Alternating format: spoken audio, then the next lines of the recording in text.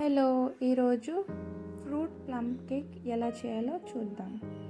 Half cup బెల్లం లేదా brown sugar తీసుకోవాలి. 1 స్పూన్ వాటర్ వేసి బెల్లం మెల్ట్ అయ్యే వరకు ఫ్రై చేయాలి. మెల్ట్ అయిన తర్వాత డ్రై ఫ్రూట్స్, ఏ డ్రై ఫ్రూట్స్ అయినా పర్వాలేదు, tutti frutti is also okay.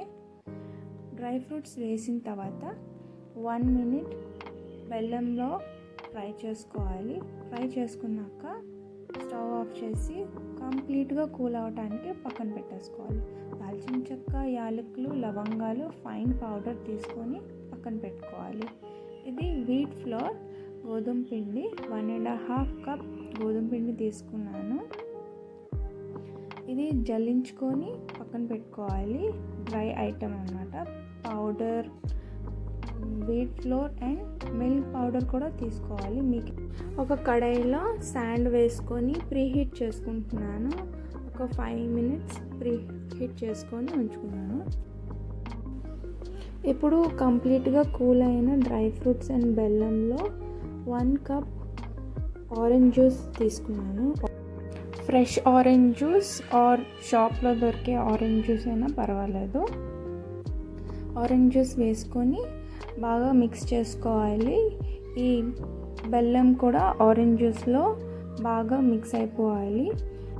ఇందాక చెప్పిన దాల్చిన చెక్క, యాలకులు అండ్ లవంగాలు ఫైన్ పౌడర్ అనేది ఒక పించ్ ఆఫ్ పౌడర్ ఇందులోనే మిక్స్ చేసేసుకొని పక్కన పెట్టుకోవాలి.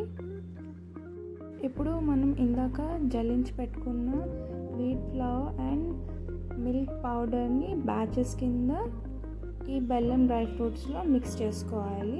3 బ్యాచెస్లో మిక్స్ చేసుకోవాలి in cut and fold method. మీకు కావాలంటే వాటర్ కూడా వేసుకోవచ్చు, కాకపోతే ఈ స్టేజ్లో కాదు. ఈ వీట్ ఫ్లోర్ అనేది బెల్లంలో బాగా కలిసిపోయింది, ఉండలు లేకుండా మిక్స్ అయిపోయింది అనేటప్పుడు బ్యాటర్ అనేది బాగా థిక్గా ఉంది అంటే మీరు మిల్క్ వేసుకొని 1 స్పూన్ 2 టేబుల్ స్పూన్స్ మిల్క్ వేసుకొని మిక్స్ చేసుకొని కన్సిస్టెన్సీ బట్టి మీరు యాడ్ చేసుకోవచ్చు. బాగా థిన్గా కాకుండా కొంచెం థిక్గా ఉండే బ్యాటరే తీసుకోవాలి. బ్యాటర్ మళ్ళీ థిక్గా అయిపోతే డ్రై ఫ్రూట్స్ అనేవి కేక్ టిన్లో వేసాక డ్రై ఫ్రూట్స్ కిందికి వెళ్ళిపోతాయి. కేక్ అంతా ఓన్లీ వీట్ ఫ్లోర్ స్పాంజ్ మాత్రమే ఉంటుంది, డ్రై ఫ్రూట్స్ మధ్యలో తగలదు. కేక్ టిన్కి బటర్ పేపర్ వేసి పక్కన పెట్టుకోవాలి. ఇది 3/4 కప్ బటర్ లేకపోతే ఆయిల్ అయినా వేసుకోవచ్చు. కేక్ టిన్కి బటర్ పేపర్ లేకపోతే ఆయిల్ లేదా బటర్ అయినా సరే గ్రీస్ చేసుకొని పక్కన పెట్టుకోవాలి.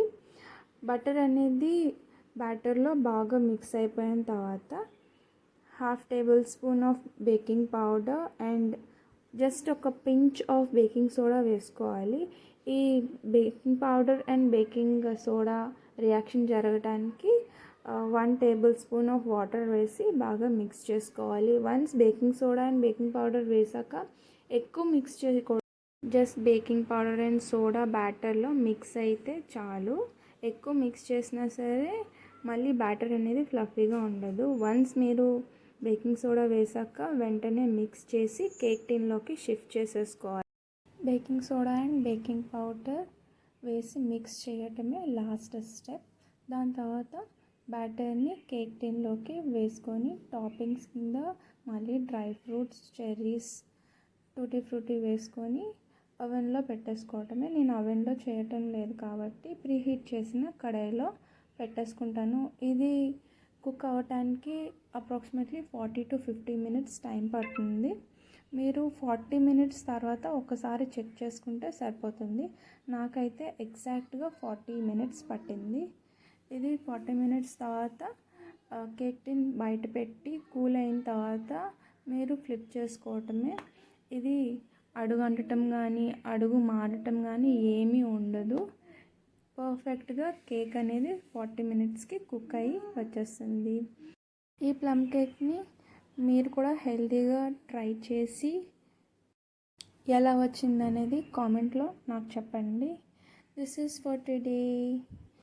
Happy Christmas and merry Christmas.